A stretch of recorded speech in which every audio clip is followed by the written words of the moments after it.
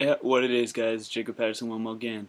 It's been a while since I've posted a video. I feel like I say that every time I post a video. I probably do say that every time I post a video because I put a lot of time in between each one. But recently I was active on Tumblr for the first time in a while, and I got some folks hit me up and asked me where I'd been and why I hadn't been online very much lately.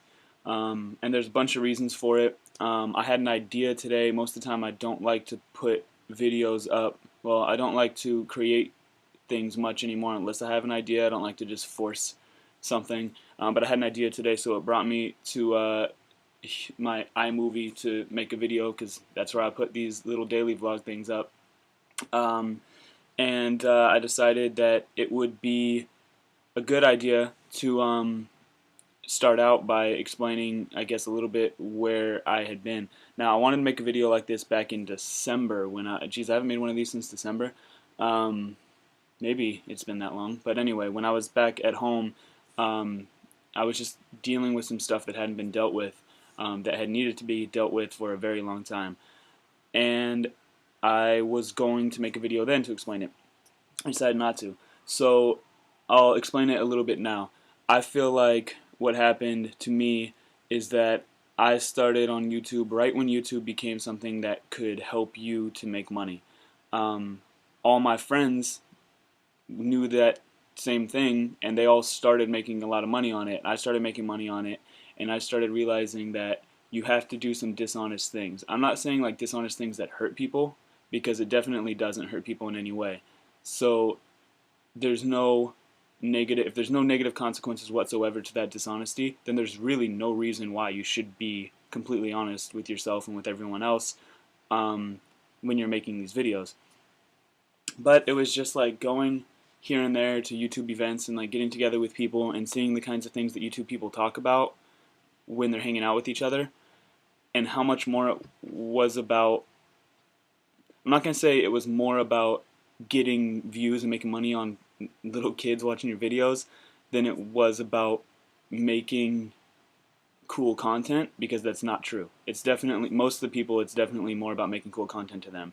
But it was too much about taking advantage of kids and their views and getting ads on YouTube, and the way that YouTube changes their format day in and day out for these guys to make money rather than to make the site a better place. Just those facts and everything stacking up made me feel like YouTube wasn't necessarily the place for me. Now, I'll always put stuff out on YouTube, but I must say that it has the potential to be this place that everyone can just share openly and that the world can progress easily, but instead it becomes more corporate, and it's now a bureaucracy, and now it's the same thing as TV. It's getting there. It's starting to merge into one. Eventually, I think YouTube is actually going to be the one that takes it. People say Vimeo, Hulu, whatever. I think it's actually going to be YouTube. YouTube's,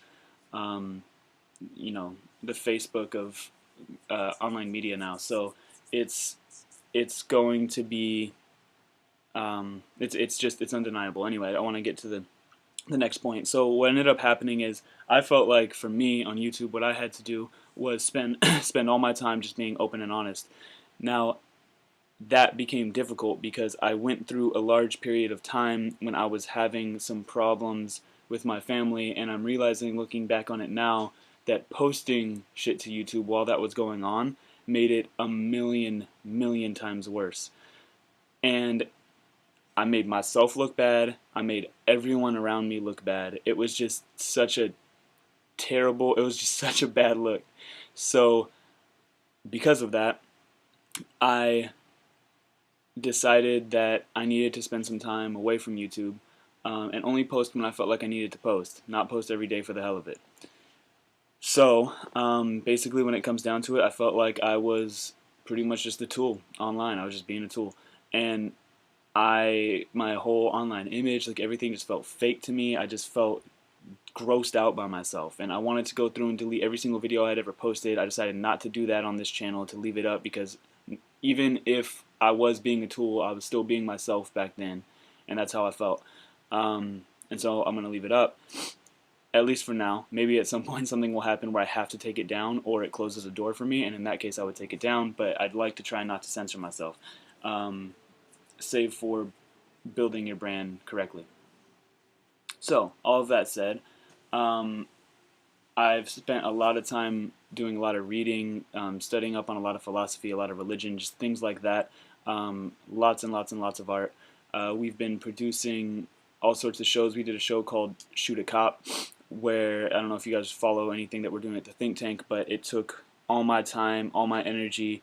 There was a couple times where I was this close to giving up, and I had to lay in the shower until the hot water ran out and listen to Michael Jackson's "Keep the Faith" over and over and over again, just to prevent myself from giving up. It got mad stressful.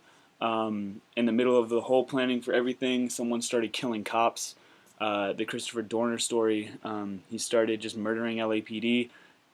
Our show was a week from opening when this happened, so it became crazy. I met a girl that at the show that I was like basically fell in love with, and then she turned me down. So that wasn't fun. Never fun. Yeah, just a bunch of things like that happened. Um, so it's been a crazy few months. That show wrapped up. We lent out space for some people to throw another show now. We're also changing the way things are being handled around here to the point where a lot more responsibility is coming down on me, but actually less pressure, which is interesting. So I can explain that to you guys at some point if you're interested. Let me know in the comments if you are. It's a weird place that I'm at. It's a horrifying place. I'm really, really scared that I'm not going to be able to do it. But I also know I'd rather die than not try. So I'm going to give it a shot, and we'll see what happens. Anyway, one of the things that I've realized in the last few, I've been studying a lot about the creative process and what it is that allows us to make these things seemingly come out of nothing, and then out of your imagination into existence. This hat, this computer screen that I'm looking at one point they were just these weird, I don't even know what you would call them. It's not particles. It's like some alternate dimension of existence floating around somewhere in space, and then a human mind grasps it and then turns it into something that's actually legitimate and real, and tangible, that people can touch and feel and use and share with. And now I can have this little convex piece of glass looking at me, and I can talk into it, and it will record the things that I say through space, and I can push a bunch of, hit a bunch of little keys, and then that can go to outer space and come back and then go to you guys, and now my ideas can infect you. And it's like there's real possession. Like there's demons and they actually possess you, but demons are actually ideas, and they get inside you and they change your worldview forever. And ideas are just because of that, they're like magic. They're like the most magical thing. So I've been thinking a lot about that in the creative process and what ideas actually are. And for me, I need to structure things. It's one of the most important things to me. So in all this and what we've been doing here, to me, we're providing experiences, but in order to provide that experience, you have to provide something that's tangible and legitimate that people can hold on to.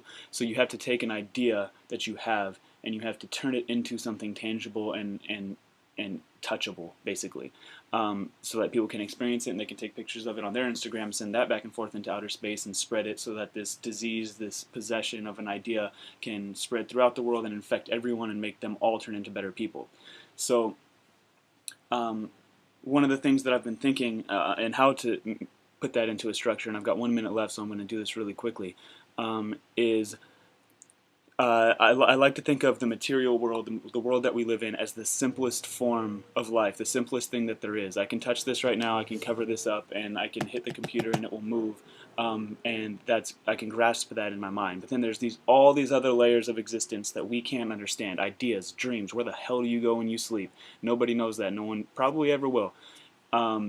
We know kind of what our body's doing, but we don't even know why we need to sleep. So there's these other layers of existence that we don't understand, but we can access. And if you treat the creative process with the respect that it deserves in all of its holiness, then you can let the creative gods pass things down upon you so that you can materialize them.